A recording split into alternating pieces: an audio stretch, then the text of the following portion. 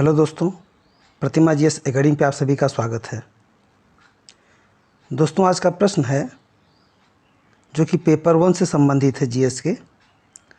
Plate विवर्तनिकी सिद्धांत से क्या तात्पर्य है? इसके प्रमुख किनारे का सचित्र वर्णन कीजिए।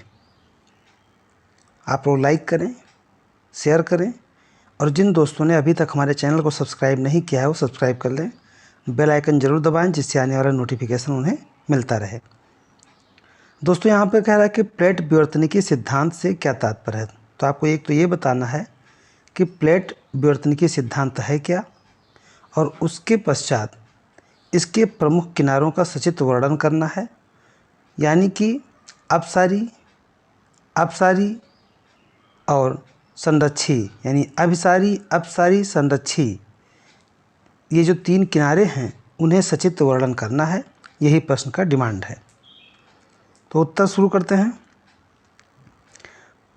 प्लेटें दृढ़ स्थलमंडल से के टूटने से बने होते हैं और इन्हीं प्लेटों पर महाद्वीप एवं महासागरीय बेसिन स्थित होते हैं।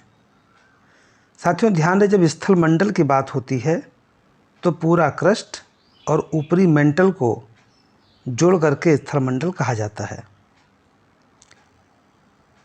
यानी कि महाद्वीप और महासागर जो है, इसके जो बेसिन हैं वहाँ पे स्थित हैं। ज्ञातव्य है कि स्थलमंडल में संपूर्ण क्रस्ट और ऊपरी मेंटल को शामिल किया जाता है।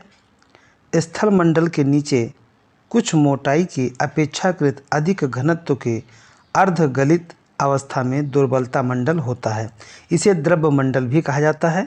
जो दुर्बलता मंडल है ये 100 से 200 किलोमीटर के मध्य पाया जाता है, जो चिपचिपा टाइप का होता है। अनुच्छेद बदल कर लिखेंगे, ये प्लेटें मेंटल या एस्थेनोस्फीयर के ऊपर तैर रही हैं, अतः इनके प्रवाह संबंधी अध्ययन को प्लेट टेक्टोनिक या प्लेट विवर्तनिकी सिद्धांत के रूप में जाना जाता है। प्लेटों के किनारे सामान्यतः 3 प्रकार के होते हैं। प्लेटों के किनारे सामान्यतः 3 प्रकार के होते हैं जो निम्नलिखित हैं। नंबर 1 है रचनात्मक प्लेट किनारा। रचनात्मक प्लेट किनारा, जब 2 प्लेटें एक दूसरे के विपरीत दिशा में गतिशील होते हैं तो दरार के सहारे पृथ्वी के नीचे से तप्त मैग्मा बाहर आता है तथा प्लेट के किनारों पर जमा होकर ठोस हो जाता है और परिणामतः प्लेट का क्षेत्रफल बढ़ता है। इसे ही रचनात्मक प्लेट किनारा कहा जाता है। जैसे मध्य अटलांटिक कटक का निर्माण रचनात्मक प्लेट किनारा का उदाहरण है। साथियों, जो यूरोपीय या अफ्रीका का भाग है ये पूर्व की तरफ जा रहा है। उत्तरी अमेरिका और दक्षिणी अमेरिका महाद्वीप पश्चिम की तरफ फैल रहा है।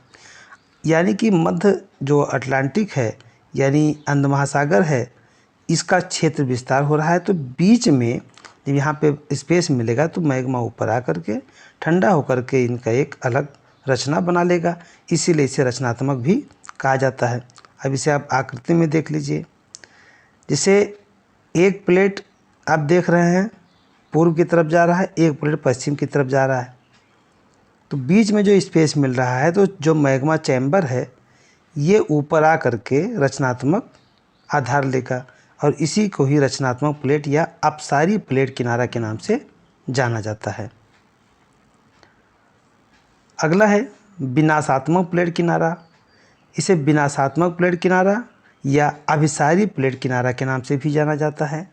जब 2 प्लेटें सम्मुख दिशा में, सम्मुख मतलब आमने सामने, जब 2 प्लेटें सम्मुख दिशा में गति करते हुए आपस में टकराती हैं तो भारी महासागरीय प्लेट हल्की महाद्वीपीय प्लेट के नीचे छेपित हो जाता है। तब जाकर के विनाशात्मक यानी टकराहट होता है तो टूट फूट होता है। एक प्लेट का नीचे धंसना होता है जिससे कि भूकंप आदि कई प्रकार की समस्याएं आती हैं। इसलिए इसको विनाशात्मक प्लेट किनारा के नाम से जानते हैं। अब यहाँ पे जो सचित्र वर्णन की बात है तो आप देखेंगे कि एक हल्की प्लेट जो है आ रही है और एक भारी प्लेट आ रही है। ये जो भारी प्लेट आ रही है ये महासागरीय प्लेट है, प्रशांत महासागर का कह सकते हैं। अब यहाँ पे टकराएंगे तो मोड़दार पर्वत आएगा, क्योंकि जब नीचे जैसे जैसे जब भारी प्लेटें जाएंगी तो एक समय के बाद में ये पिघल जाएंगी, अंदर जा कर के मैग्मा बन जाएंगी। और फिर क्या होगा, संपीड़क बल के कारण मोड़दार पर्वत का निर्माण होगा। जैसे राकी, उत्तरी अमेरिका महाद्वीप का राकी है, दक्षिण अमेरिका महाद्वीप का एंडीज पर्वतमाला है, इसी का आधार हिमालय पर्वतमाला भी है। तो ऐसे पर्वतों का निर्माण होता है जब विनाशात्मक प्लेटें यानी अभिसारी प्लेट आपस में टकराती हैं। इसी प्रकार प्लेट के नीचे जाने की प्रक्रिया को अधोगमन कहते हैं। नीचे अधिक तापमान होने के कारण भारी प्लेटें गलने लगती हैं, जिसे विनाशात्मक प्लेट किनारा कहते हैं। इस प्रकार के प्लेट किनारों पर मोड़दार पर्वत का निर्माण होता है, जैसे हिमालय एवं राकीज पर्वत। हमने 2 ही दिया इसमें, लेकिन एंडीज भी इसका उदाहरण है, आल्प्स भी इसके उदाहरण है। अगला है संरक्षी किनारा। यही तीनों किनारे होते हैं, रचनात्मक, विनाशी और संरक्षी किनारा। तो तीसरा और अंतिम है संरक्षी किनारा। जब 2 प्लेटें पार्श्ववर्ती यानी स्पर्श या घर्षण करते हुए चलती हैं तब संरक्षी प्लेट किनारा का निर्माण होता है। तो रूपांतर भ्रंश का निर्माण भी होता है।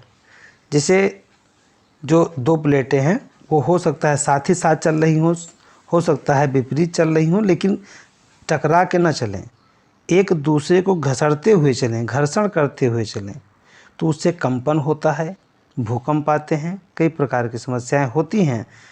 इसे संरक्षी प्लेट किनारा के नाम से जाना जाता है। धन्यवाद। जय हिंद, जय भारत।